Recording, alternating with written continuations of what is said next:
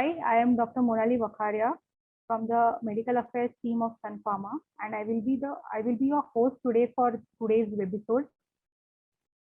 So, Love Your Eyes is this year's theme for World Sight Day, and on this occasion, we are here to discuss about some commonly asked questions, queries, do's and don'ts on glaucoma, which is one of the most common cause of preventable blindness. And to discuss this, we have a very renowned and expert panel with us. This panel will be moderated by Dr. Harsh Kumar. It is my pleasure to welcome Dr. Harsh Kumar in this episode. Welcome, sir. Thank you. Dr. Harsh Kumar is a very renowned and senior consultant from Center for Sight, New Delhi. For further discussions and introductions of our other panel members, I would now request Dr. Harsh Kumar, sir, to take over. Thank you, sir. Over to you. Okay, thank you, Monali, and thank you, Sun Pharma, for having us here. I would just like to introduce our panel over here. Now, we have really an elite panel, but what is really elite about them is that all of them have dedicated their life to the work of glaucoma.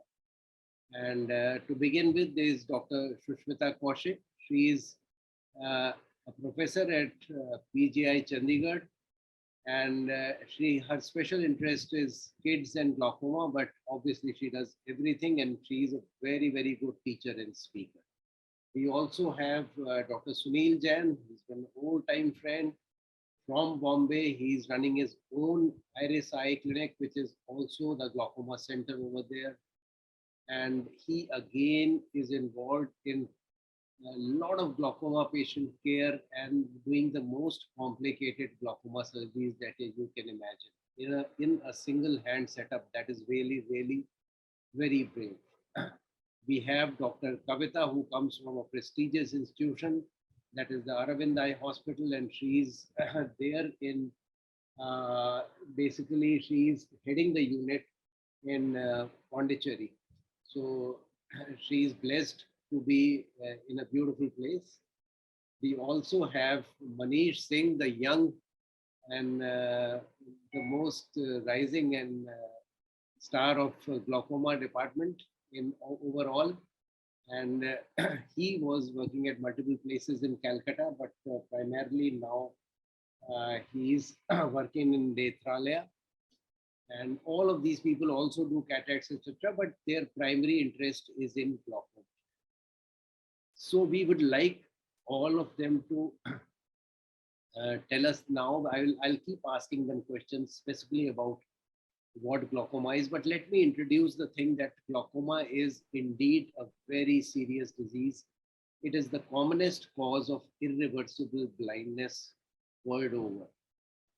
And what it is also in Hindi called Kala Motia, Kaanch Bind, and so many other things, all trying to, and we are calling it the silent thief, something which just quietly takes your sight away without your knowing. By the time a man actually realizes that he has glaucoma, 50% of the people, 90% of the people have lost 50% sight. So which is hell of a thing to have. And so it's extremely serious. And if one catches it early, it is really great.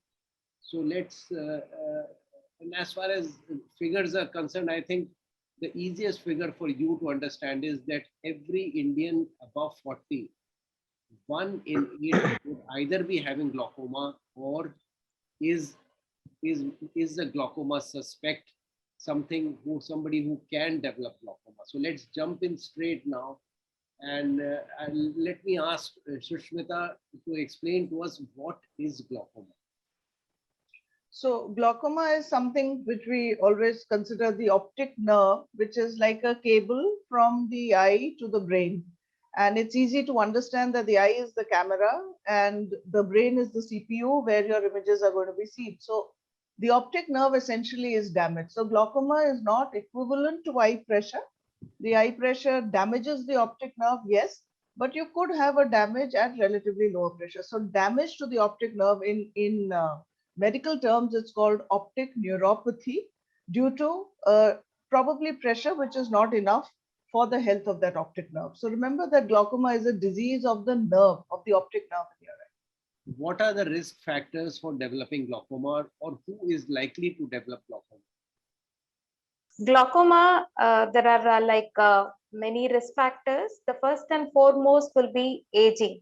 So glaucoma, like cataract, is often considered as a disease of aging. Apart from that, there are other risk factors which include hereditary. It can run in families. There are like two major types of glaucoma, which we call it as primary glaucomas, primary open angle glaucoma and primary angle closure glaucoma. So there is evidence to show that both these types of major types of glaucoma can run in families.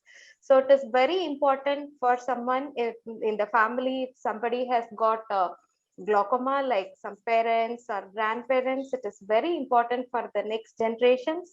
When they reach around 40, it is very important to have an eye checkup. Apart from that, very rarely it can happen when the kid is born. We call it as a congenital glaucoma. There are also other risk factors like myopia, which is like far-sightedness, where short-sightedness, commonly called as short-sightedness, and it can also be caused by some of the drugs, especially steroids. If it is used over the counter without the prescription and proper monitoring of the eye pressure by the doctor, it can also lead to glaucoma. And I think apart from that, injury or trauma also plays an important role in causing glaucoma. So these are all some very important risk factors which all of us should be aware of. So thank you, Kavita. That was very nicely brought out. And the two very important things that all the general people must understand what Kavita has said is that if anybody in your family has glaucoma, you have a much higher risk and you should be much more alert about glaucoma. And please, for God's sake, like she has said, over-the-counter use of steroids is another big bugbear.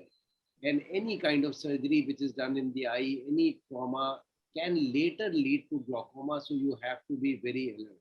So Sunil, can you please tell us what will be the symptoms of glaucoma? What should we look for? What people can alert?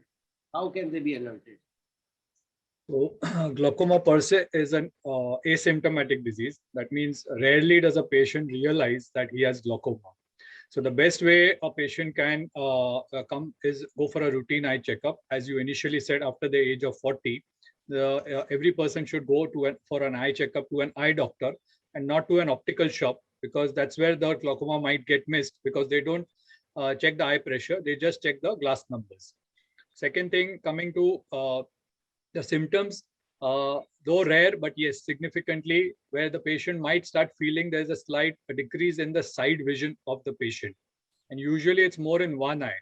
The problem is that we have two eyes functioning. So even if one eye stops functioning partly, the other eye compensates for it.